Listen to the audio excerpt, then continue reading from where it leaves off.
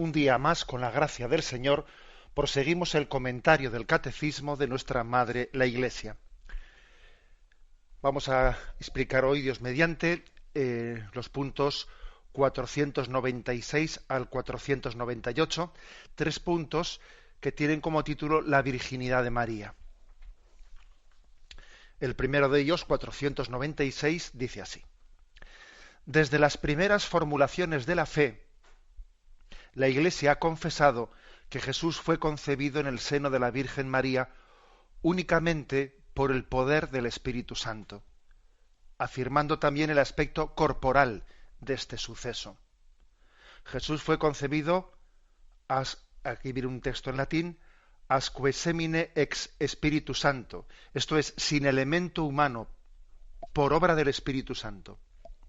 Los padres ven en la concepción virginal el signo de que es verdaderamente el Hijo de Dios el que ha venido en una humanidad como la nuestra.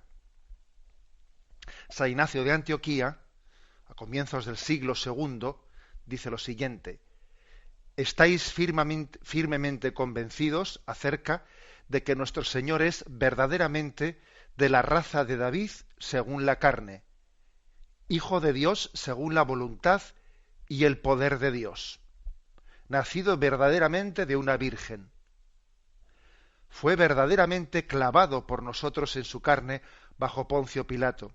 Padeció verdaderamente, como también resucitó verdaderamente. Bueno, este es el texto, y como veis, sin ningún tipo de tapujos, sin pelos en la lengua, confiesa la virginidad de María y confiesa de una forma especial la concepción virginal de Jesucristo. Es verdad que la virginidad de María no se refiere únicamente a la concepción virginal de Jesucristo. También afirma que María había sido virgen antes de conocer a José y que también será virgen después de haber dado luz a Jesús, que será virgen antes del parto, en el parto y después del parto. Pero bueno, en un primer momento, aunque vamos a hablar de todo ello, en el programa de hoy nos centramos más en la concepción virginal de Jesucristo. Y lo que afirma el Catecismo es que esto ha formado parte de la confesión de la fe cristiana desde el principio. O sea, no ha sido algo añadido posteriormente. No, es que eso se habrá colado después. Decir que esa concepción es virginal, eso en añadidos posteriores, en siglos posteriores. No, mire usted, eso aquí se nos trae un texto de San Ignacio de Antioquía, que entre los padres de la primitiva Iglesia es, bueno, pues de los primeros. Estamos hablando de comienzos del siglo II, es decir, del año 105-106, y fijaros en el año 105-106, o sea, ¿en qué términos se hablaba? Se hablaba de que verdaderamente padeció bajo Poncio Pilato, verdaderamente fue crucificado, verdaderamente resucitó, y con el mismo verdaderamente, se dice también, y verdaderamente fue concebido por obra del Espíritu Santo. Es, según la carne, de la raza de David, y según la voluntad y el poder de Dios es concebido por obra y gracia del Espíritu Santo. Bueno, pues esto ya solamente esto es importante, porque nosotros partimos de unos datos revelados. O sea, hacer teología, hacer catequesis no es una ideología, no es a ver cómo me conformo yo, cómo me adecuo yo a lo que hoy en día pues es, digamos, bien acogido por la mentalidad actual. Me habéis escuchado varias veces la famosa frase de Chesterton, ¿no?, que decía: el catolicismo, la fe católica, nos libera de ser esclavos en cada momento de la ideología de un tiempo. Porque claro, si resulta que en un tiempo determinado pues la virginidad va a estar bien vista, luego va a estar mal vista, y como ahora nosotros pues todavía somos deudores de esa cultura del post-mayo del 68, en el que pues parece que era un pansexualismo, que el sexo acaba llenándolo todo. Entonces, claro, una concepción virginal, pues es que, madre mía, ¿no?, acaba siendo como políticamente incorrecta. Es más, la sospecha es, no, eso de la virginidad de María, eso ha sido una influencia del puritanismo y del puritanismo de la Iglesia, te dicen, ¿no? Y claro, es que la Iglesia ha tenido una concepción agustiniana, y encima hasta le ponen el pobre San Agustín, le suelen cargar siempre este San Benito, una concepción agustiniana en la que la carne es mala. También San Pablo tuvo culpa en eso, la carne es mala y entonces el sexo es malo, y entonces se tiene una visión de la sexualidad negativa de la que hay que purificarse, de la que hay que desprenderse, y por lo tanto, claro, pues cómo Jesús iba a ser concebido por una relación carnal sexual. Eso, con esa concepción negativa de la sexualidad se rechaza y tal, ¿no? Y por eso la concepción virginal pues se ha introducido después pues como por rechazo a la sexualidad. Bueno, mire usted, eso es una pura ideología. Hacer esa acusación a los textos sagrados es una pura ideología. Nacida un poco del mayo del 68 y de pura ideología. Porque es que no es cierto que la Sagrada Escritura tenga una concepción, ni la historia de la Iglesia la ha tenido, una concepción negativa o peyorativa de la sexualidad. Si es el propio Jesucristo quien en los Evangelios, allá por Mateo 19, si no me equivoco, cuando dice ya no serán dos sino una sola carne, lo que Dios ha unido no lo separe el hombre. Si es que Jesús es el primero que nos recuerda que es voluntad y designio del Padre que varón y mujer sean una sola carne. O sea que ¿quién ha dicho, ¿quién ha dicho que el cristianismo denosta la sexualidad? Pero bueno, pero ¿de dónde sale eso? ¿Y cuántos textos hay que ensalcen la paternidad y la maternidad? O sea, bueno, bien, por lo tanto, quitemos, ¿no? Para hablar de este tema y para hablar, digamos, con un sentido, pues bueno, apegado y muy estrecho, con un vínculo muy estrecho a la revelación que recibimos de la Sagrada Escritura y de la tradición de la Iglesia. Para poder partir de la revelación hay que comenzar por quitarnos prejuicios, porque tenemos mucho prejuicio en nuestro tiempo, fruto del mayo del 68 o de esa revolución sexual o de ese pansexualismo en el que vivimos todavía, aunque también hay signos que parece que ya están agotando, ¿no? Agotando ese ciclo, pero obviamente estamos inmersos en él todavía. Bueno, la afirmación principal, ¿cuál es? Bueno, pues que tenemos esos textos desde el primer momento. Aquí se nos ha ofrecido ese texto de San Ignacio de Antioquía, de comienzos del siglo II, pero también se nos remite a unos textos, por ejemplo, de la fórmula del símbolo apostólico de San Hipólito de Roma, en el año 215. Le he puesto el san indebidamente, me parece que no es santo Hipólito de Roma. Pero, bueno, pues fijaros, dice él, esta es la pregunta. ¿Crees en Dios Padre Omnipotente? ¿Crees en Jesucristo, Hijo de Dios, que nació del Espíritu Santo y de María Virgen y fue crucificado bajo Poncio Pilato y murió y fue sepultado y resucitó al tercer día de entre los muertos y subió al cielo y está sentado a la derecha del Padre para venir a juzgar a vivos y muertos? ¿Crees en el Espíritu Santo y en la Santa Iglesia y en la resurrección de la carne? Es decir, es como un credo concentrado en preguntas que se hacía a los catecúmenos en el año 215. Y fijaros que entre esas preguntas, junto al Padre Omnipotente, junto a Jesucristo, junto a su muerte, resurrección, etcétera, se añadía, estaba incluida, nacido del Espíritu Santo de María Virgen.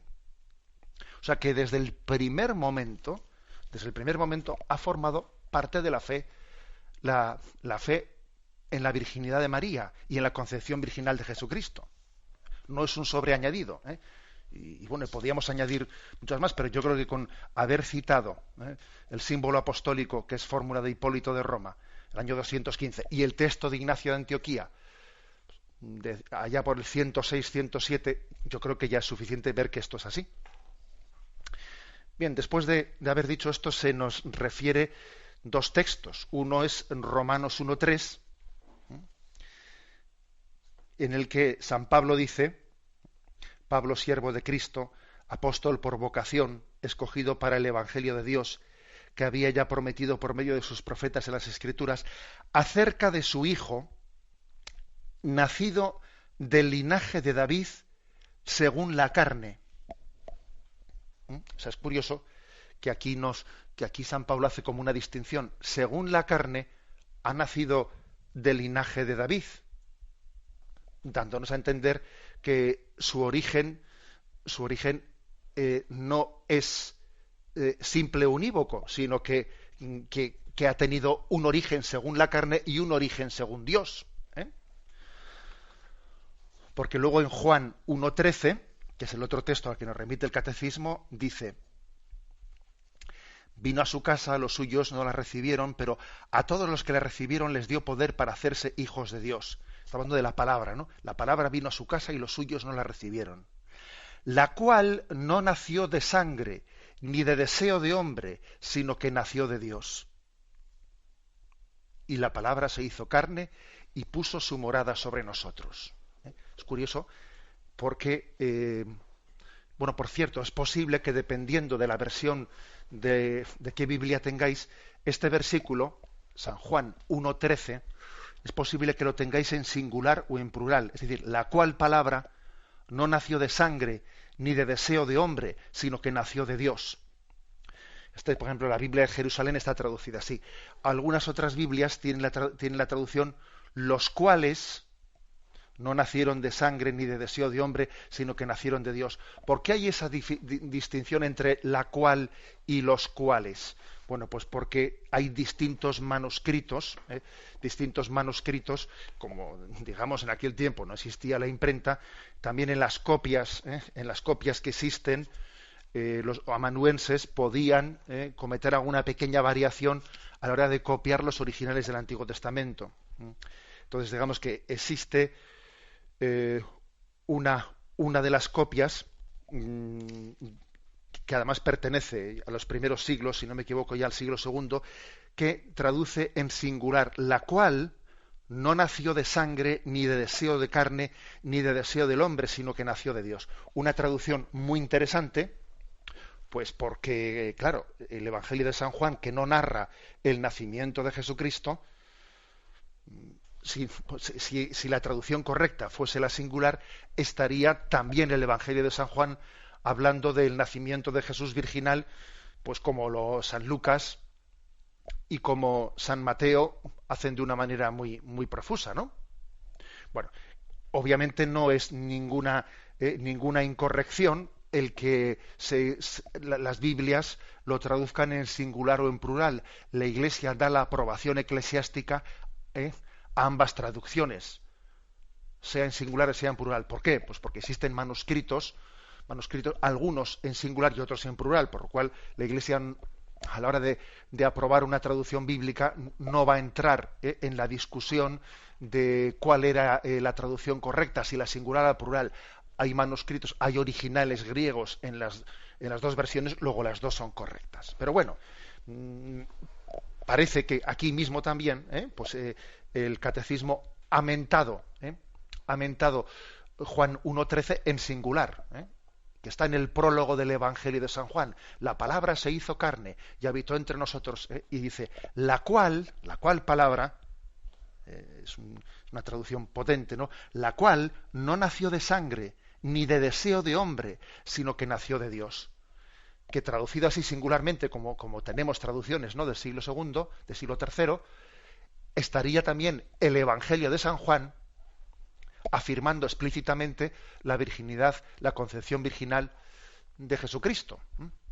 Porque hay que decir que una de las pegas que se ha solido poner es, claro, es que únicamente son el Evangelio de San Mateo y el Evangelio de San Lucas, ¿no?, los que cuentan el nacimiento virginal. Es que San Marcos y San Juan no cuentan eso. Bueno, tampoco San Juan cuenta pues la institución de la Eucaristía. No todos los evangelios lo cuentan todo, pero fijémonos dos detalles. Los evangelios que no cuentan la infancia de Jesús, que son San Juan y San Marcos, hay que decir que es que no cuentan nada de la infancia. Por lo tanto, no es que no digan la concepción virginal, es que tampoco dicen el nacimiento de Belén, etcétera. Es decir, que han comenzado su relato ya en la vida adulta, no lo han comenzado en la infancia. En segundo lugar, el Evangelio de San Marcos si bien es cierto que no cuenta la infancia de Jesús, siempre le llama a Jesús el hijo de María. Nunca le llama al hijo de José. Fíjate tú qué casualidad. Y en tercer lugar, el Evangelio de San Juan, que también comienza el relato de Jesús ya con las bodas de Caná y con San Juan Bautista y el bautismo en el Jordán, etcétera, y que comienza la vida adulta. Es verdad que no comenta nada de la infancia, pero fijaros este texto que acabo de subrayarlo, el de Juan 1:13, como dice: la palabra se hizo carne, la cual no nació de sangre ni de deseo de hombre, sino nació directamente de Dios. Por lo tanto, tenemos los datos bíblicos que nos hablan claramente de esa concepción virginal. Pero bueno, todavía no nos hemos metido en los textos principales, que son los de Mateo y los de Lucas, que nos despedimos con la bendición de Dios Todopoderoso. Padre, Hijo y Espíritu Santo, descienda sobre vosotros. Alabado sea Jesucristo.